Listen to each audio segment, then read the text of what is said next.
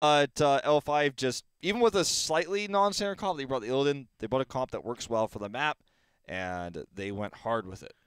Well, they picked the map, and I'm pretty sure in the middle of the draft it didn't quite work as how they planned it. Maybe they were planning on using Vala or something that L5 actually took within the second phase of the rotations. I think that's where everything started falling apart for Raven. Their plan really didn't have a plan B, so they bringing the Asmon at the very end was just painful to watch, but that just happened, and we're I think going into game it 3. is the best way to put it. Is painful to watch, but another side of things, I feel like fun to cast because we got to just cast the hunt flying in and everything else. But it looks like we're gonna reveal our third, potentially final map of this best of 5. There we go. It's gonna be Cursed Hollow. This will be the map pick of L5. Raven will go back to first pick after that last game was swept away from them in the draft.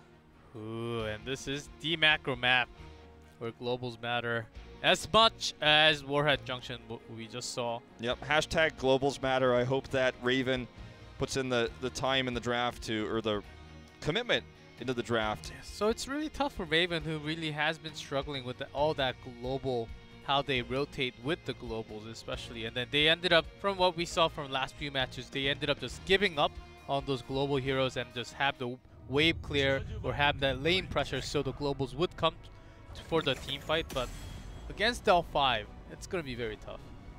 It will. Here we go, though. First ban, Tastar locked in. Quicker ban this time. Raven definitely sounding a lot more prepared for this one. There's the Zarya, and I'm hoping, is it the Falstad or the Zeratul here for Raven? Or for their mistakes.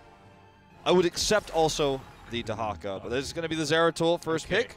So already on the right path. Yes, and also it takes off Zeratul from Jungha, away from Jungha. And we saw some crazy plays of H82 just making the flash Evolvable Braid and Blink to take down targets. I feel like L5 may ignore the Falstad here and go into just a Malfurion rotation with Malfurion Muradin. Malfurion Arthas is another opportunity. It could be the Malf into the Falstad too, but I think it's going to be Malfurion no matter which way they decide to go about it. I think because L5 knows that Raven is not really 100% prepared to take Falstad or even the Haka, I think what you just said is very on point. Likely we're going to see Malfurion with Muradin, very likely. Well, it just feels like if you don't take either of the globals, it will be banned away from you and taken away from you, but I feel like that's not the way that Raven approaches the draft, so if I'm L5, I'm not too worried about it. They're going to go Tyrael Malfurion again, actually. They want the Tyrael. I think they're also kind of experimenting a little bit more into Tyrael solo tank, which they have really not been doing so much, and they just stepped up. Noblesse especially just stepped up into Tyrael role against Tempest last series, and maybe they want to try something new against Raven. Yeah.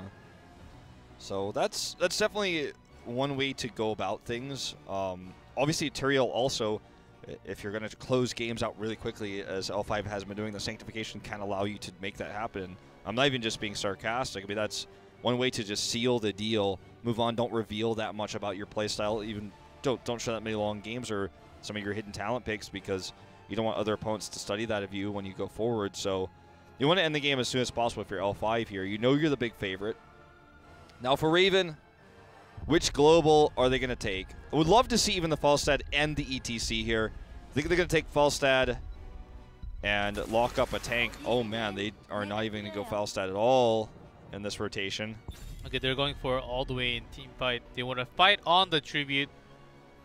Hopefully by that time they won't be too behind on that EXP. This is a good tribute fight composition. Liming can delay a lot if they have a strong solo laner. If they end up with the Falstad or the Dahaka specifically, it can be really good for them. Obviously Zeratul not as good of a solo laner in terms of pushing power. If they can delay the tribute a long time and get some extra push from globals, that's where Liming is most strong. But if they don't have any way to pressure the lanes and they delay and eventually lose it, that's an issue. Or, while they struggle to take it, L5 is a really strong pushing global, which is still available. There's a Dahaka ban from L5, which means Raven can't get Falstad anymore. unless L5 is really just unwilling to run it. Because if they ban it, they can't have it. And if they don't ban it, L5 will take it. Very likely. Tychus is highlighted here. So they want to go in all in team fight. They don't even want to care about the global. Yeah. Well, L5, if they lose the Tychus and they have Li Ming taken away from them, they could still go into the Greymane and the Falstad together. I think that would still be good, solid 2 DPS for them if they want to go double DPS. They did not, in terms of range, they did not just on the last 2 maps, having Tyrael to empower melees. Some consideration to another ban here for Raven. I think they are considering the Falstad ban. They commit to the Tychus, though. Let's see how quickly L5 decides how they want to pick up the Falstad and who they pick him up with. See, it's going to be SCSC Nitrogen and Jungha, depending on Noblesse playing on Tyrael, or Jungha sometimes also plays, especially when Muradin is taken for themselves. For game number 1, Noblesse was on Tyrael. Nazebo! And Ragnaros. So perhaps no Falstad at all. And I'm singing the Falstad song, but other teams really want him here, despite his incredible presence on the map. L5 respected the global power of the Dahaka ban. Whenever DeYoung smiles like this, I get a smile of my own because I know his brain is thinking something like, well, what if we did this really crazy thing? What if we did double cloak, Nova and Zeratul? That's why he's DeYoung. That's why he's DeYoung. So, Lucio, pretty reasonable. The lack of cleanse against the Ragnaros combo is not crazy because it happens so quickly, you usually can't cleanse it away anyways. So, I can go with the Lucio pick. It also gives you faster rotations. It makes your whole team semi-global, if you will, with how quickly you can send them across the map. Rotate to a boss, for example. It gives you a little bit more boss control. And Greymane, potential denial pick against L5. It's also solid with their composition. They have a lot of poke with cocktails now. Lucio has a decent amount of poke. This comp does look good for the map. I'm surprised they didn't actually prioritize the globals, but the composition does look solid. It looks like a real team comp, not like what we saw in Game 2. And L5 will go into the Falstad as their last pick. On the Zebo Falstad, the Ragnaros for Molten Core to give them a little bit more tribute control. I think they're going to look to try to take the first 2 tributes, hit a boss timing, and then win the game off of a curse and double boss. That is normally what we see in situations like this, especially when you have a Falstad and the Ragnaros. The Ragnaros really gives you a huge edge. You can deny tribute time. You have Falstad split soaking. This is the kind of play that L5 is going to want to bring to the table to close this series out. Raven needs to poke the tributes. They need to win team fights. They need Calamity. They need to live to level 7. They need to be on even, EXP essentially until level 7, I feel, in order to take this game.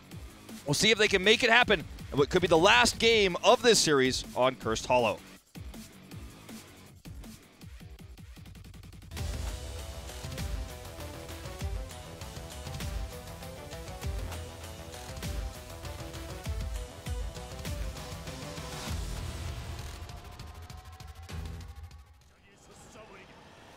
In blue, Raven on their last legs here. Joju on Lucio, Hamlin on Muradin, NMX on Li Ming, DeYoung on Zeratul, and H82 on Greymane. And in red, L5, SCSC and Nazebo, Nitrogen on Falstad, Jungha on Ragnaros, Noblesse on Tyrael, and Swoy on Malfurion. Season Marksman Falstad coming out. Everything else pretty similar to what you normally expect. Power hungry for Li Ming, though, actually.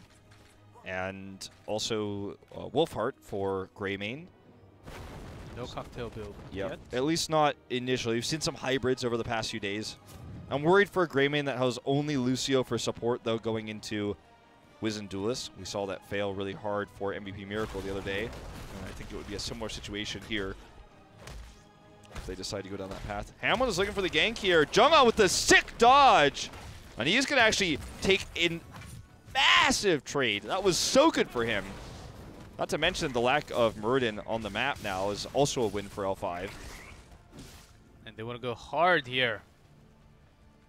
Well, that may work against soul laners that overstep the boundaries. with Ragnaros in the top lane, but it's not going to work here. Which Jungha used to do last year when he was just starting L5, but not anymore. Ever since BlizzCon. Definitely really stepped it up, which is, you know, when you look at it now, it's like, well, obviously Jungha's always been good in the top lane. But there was a time where that was not the case. When you compared Jungha and Rich, it was no contest at the beginning, or at the beginning of time. Rich was definitely the best, and now Rich is no longer in the pro scene for the time being. That's another story for another time. Everyone knows that story. And Jungha also stepped it up, and especially after that Thrall meta solo lane, I think he's really brought his hero pool. And L5 can share lots of heroes within each other. Like Falstad can be taken, like Noblesse and Jungha can swap Tyrael every time. Well, just wanted to see if there was anything else unusual in the talents. So far the answer to that is no. And we are just losing music left and right today, G-Cluff. We need music. I need you to put some G-Cluffs into that soundtrack. So remember, this is the timing for Merc Caps. 220 here. Gonna come in and grab this Siege Giant Cap. Have it pushing the opposite side of the map right before the tribute. It's a lucky tribute spawn for L5. Notice how Raven went exactly at 2, and L5 is going to go a little bit slower intentionally because they won't have that push on the bottom lane. And this tribute is actually perfect for L5. If they can actually make it in time, looks like this will be, there's that Molten Core to stop channeling for now. That's exactly what I was talking about. They use the Molten Core for the first tribute, and they try to kind of swing this in their favor. Good rotation down here to actually stop Swoy's rotating up. Actually beast up there for a second, but I guess he was confident that that was not going to work against him, and he was like, are you serious? But I thought it was pretty well done by Raven myself. Either way, the Molten Core has expired. Bought them a lot of time. It's almost actually, it's the two-man smite there. 4 Core bought them a lot of time, but now Raven in good position to deny this tribute, and they even are channeling it repeatedly here with Lucio. And they're making that bottom push a really strong push, even though Zeratul is standing to stop Nitrogen from pushing even more. This is exactly what L5 wants. The delay on the tribute with Molten Core, then the just continual pressure. This is such a lucky tribute spawn for them, but this is the style that we know from the top tier Korean teams. L5, MV Black, and Tempest, all three of them will play this style on this map. Nitrogen actually wanted to make this a trade by killing Diong, but Diong actually retreats, and he may actually just fly out. Yep, no stun there available. So gets away, just goes mid, and he gets some more soak. It's like, okay, I got some extra soak for my team. We got the tribute, and I damaged your fort. Also, I'm getting extra stacks for my Season Marksman. So this is just a wildly massive lead now for L5. Even though it looks like, oh, Wolf, they're only like 20% ahead in EXP. You should slow down on that. It's just everything they want. Everything is going their way. Yeah, that's the start of their snowball. They wanted this rotations exactly how they planned it, and with this camp, they're going to make the other lanes even more pressured, even with Ragnaros on top, and Falstad is able to just fly around all the map. So Raven, of course, really has to catch on to that rotations, or even picking on to Falstad would be one of the best answers for themselves. No, it's tough, but when you have a Zeratul like this, if you could play a little more aggressively, it could work out. Now you see the slower rotation coming out for Raven when L5 has already done their camp and they're already onto this push. Yep. Just crisp. I mean, they've worked these timings out 1,000 times. They've probably played nearly like 500 games with this exact battle plan. I mean, this map hasn't really changed that much over the years. And they're in position here now. This is going to be a favorable spawn for Raven. Look at the positioning, though. The top lane of Falstad doing some extra damage to the fort up there. They don't have 10 yet, but Noblesse overextending a little bit. Yes, that was a very aggressive Aldruin in. They still have the poke. All they have to delay a light used by Falstad. Oh, that's actually very dangerous. He wants to get the kill onto H82. I think he will. There he goes. That is all it takes to turn this fight around. Diong's going to get blown up as well. He's actually on the Zeratul this time. Nitrogen super aggressive now, going to get punished for that, and this is a bit sloppy for L5. Their 2 tribute plan is no longer feasible. So if Raven, when they saw the flight coming in, if they focused on Nitrogen only instead of fighting on the right. I think they could have had better conditions compared to now. You know what? They're still going to push for this, though. If Zeratul comes back and they're still hovering around, that's going to be an issue. They have Falstad. They know Falstad can fly in, so there's probably a situation where Nitrogen is like, yo, just hold on a little bit longer. I'm going to be there in a second. We're going to have 10. We can take this fight. Light should be available very soon. So. He actually looks to not even be using it. He's just going to use his Tailwind to come over quickly. They hit 10. They send Jongha mid to get that. Diyoung really does not want to commit to this. So that's going to be a big issue. Meanwhile, Greymane dies in mid. Now they can boss for the double boss and core, or curse rather, which could lead to core. This is the exact time I'm talking about. We haven't seen Hinterland Blast coming out. You might be wondering, well, how did Wolf Knowledge going to happen? Well, I commentate this map a lot, and normally these things don't go exactly to plan because the level of play between two teams is a lot more similar, but L5 just gets everything they want here. They win fights down a member, they get tributes down a member. They have the global, wink, wink, and everything kind of goes to plan. They don't actually commit to the boss here, they commit to the fort instead in the bot lane. They're unable to get it, but this will be a curse if Raven cannot come over and deny this. They already used Void, so that's one big missing heroic. They do have Go for the Throat and the Sound Barrier. Oh, man. HA2. Oh, this may actually be Judgment again. He, well, we've seen the combo before with Falstad. It is the blast and the root. Perfect combo onto H82, and that's a kill for sure. Cooldown reduction on that Hinterland Blast. It's not as long of a cooldown as it used to be. I mean, it can be almost instant. It only hit one target, yeah. So it still has a pretty long cooldown, and Jungla just survived, making himself alive. And Diyoung's in trouble. Sound Barrier just for the time being, saving themselves. And Hamelin, Dwarf tosses away, but that's maybe enough. Let's see, actually. Well, he's going to get his trade up here in a second. This is not an operational fort because of the curse. Oh, nice route here by Swoy. He does get the Dwarf toss away, but there is the Molten Core. He will go down. And this is going to be disastrous for Raven as H82 is unable to escape. H82 just came back, too. My goodness, that's a disaster coming into Raven. L5 just making every play into a double here. Well, they didn't get the boss initially, but that's the one thing that Raven can be happy about. So this is not going to be an end of the game situation unless some big mistakes are made. Judgment and Hinterland Blast will be up in 20. So if, oh boy, he's just going to go in for it now. Joju gets caught. The Void here is good, but for what? There's nothing to follow this up. Diyoung himself is super low. Can't even get back into the fight. They're already down a member. And perhaps I have to eat my words here. If they lose any more, this will actually end up being game. H82 commits to the fight here and does get taken out. It looks like L5 now 4 levels up is going to rotate over for a second keep. They don't even want to try to boss here. They want to have that level 16 double talent tier advantage. The only thing that's stopping them from core is that they have Judgment instead of Sang. If with Sang, I think they could have cored right there. So they have Hinterland now. Even blast. Yeah, they have Hinterland now. So in 25, they'll have the combo once again. They have Silence as well. So there's just a lot of different ways that this can go disastrously wrong for Raven. Oh boy. Well, 16 around the corner. They will have that double talent tier advantage, it looks like, just very briefly. I always like to highlight it because it's so rare, even though it's such a small period of time, it's almost insignificant. And now L5 has all 5 of their heroics available. Raven, they're going to contest for this, and they do not have the boy person. That would be... Oh boy, Smash comes in afterwards too. This is going to get dirty. Ravenous Spirit. The Spirit is actually canceled interrupted by the boss, but that doesn't even matter. There's a Twilight, cuts off 2. They're on to chase.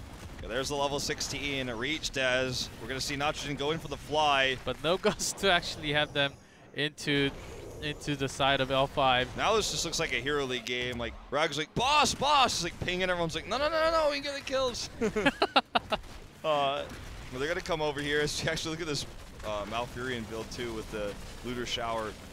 Yeah, he wants to put in that damage, man. He wants it. He's going to get it. He's like, I got to finish off the core. There you go, my consecutive Moonfires. So the boss is taken. This is the lane that has the healthiest keep, so it's not going to end the game, and there's no curse with this.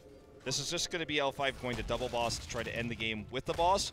Raven has rotated down to deal with these catapults very early because they know that taking the second boss away from L5 is going to be nigh impossible. Judgment's up in 3, Hinterland in 30, so it's not ready for this fight.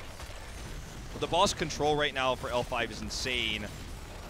Gust not available, but they don't need it. Rag does go down here, actually. Jungha somewhat overextended. Hamlin does go down to the boss, though. DeYoung looking for some damage, stops the Void.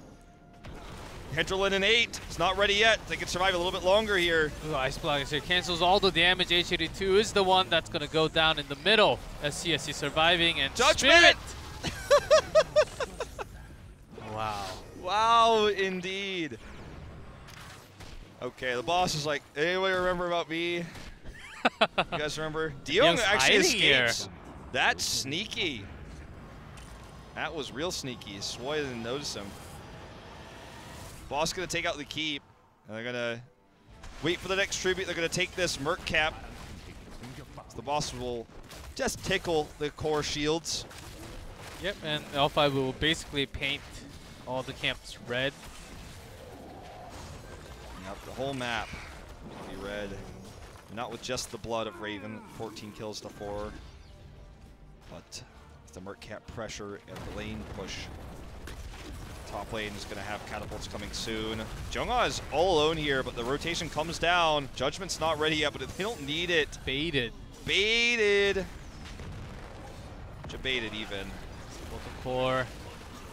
Catch on to a few targets. He's trying to get a kill to deal It's with out of range now, so it's going to be hard. Maybe just poking. Hey, but Judgment's up.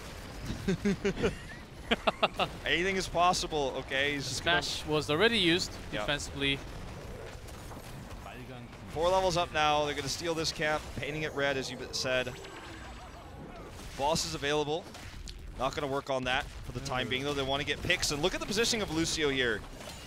Way far forward.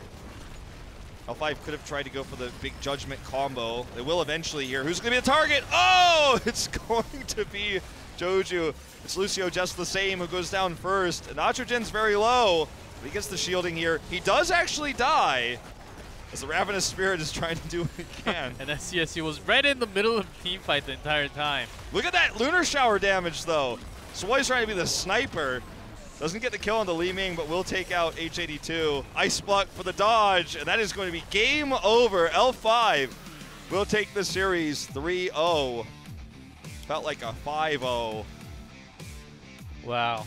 What a play here. They are just showing the dominance, their power, what they can do against the weaker team.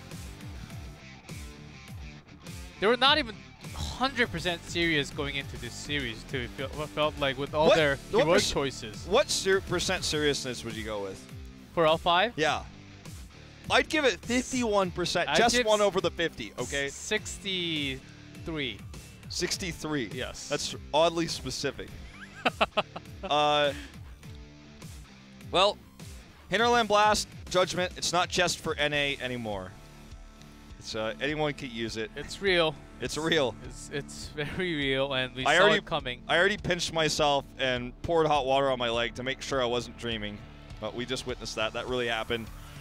Well, they didn't get the boss rotation they wanted. They have the perfect 2 tribute into double, to boss, into curse, into double boss. They didn't get that whole step pattern that happens on Cursed Hollow, but they got as close as they would have liked to. The Judgment, I feel like, caught them a little bit by surprise, talking about Raven, and Hinterland Blast. Blowing up targets. Poor H82 is not making it there. DeYoung Zeratul obviously left much to be desired compared to H82 Zeratul. That's something else I want to mention because just didn't play as well on the hero. Had a few awkward moments there with the Void Prison used too early. That's one of their big boss control tools that wasn't available when it mattered most. Of course, if they were able to have Sync and Gust, maybe they could have double boss, or even just finish the game before with the Sync, going right into the core. And True. Lucio was the target, was the right exact target to go into Judgment Blast, blew up right after, and Raven needs a lot of dust, a lot of clearing. They have a lot of clearing to do. It looks like they have a lot of dust on their shoulders. Maybe some spring cleaning coming up. Yeah, we all need to do that soon, yes. Well, my house is spotless, man. I cleaned it this weekend. Or last weekend, I should say. And I've been keeping it clean this week. That's what you got to do with your house when you clean it. The key is to keep it clean. That's the hard part. You're a clean guy, I know. I'm super clean. That game, it wasn't. Well, that is that for that first series. We're obviously going to have an interview with who will be dubbed MVP. Tough to say. I hope this is not the moment where they interview Nitrogen, because I'm like, oh, well, I mean, he's definitely had better moments to be interviewed than this one. Yeah, he played a good series here, but I want him to be interviewed when he has the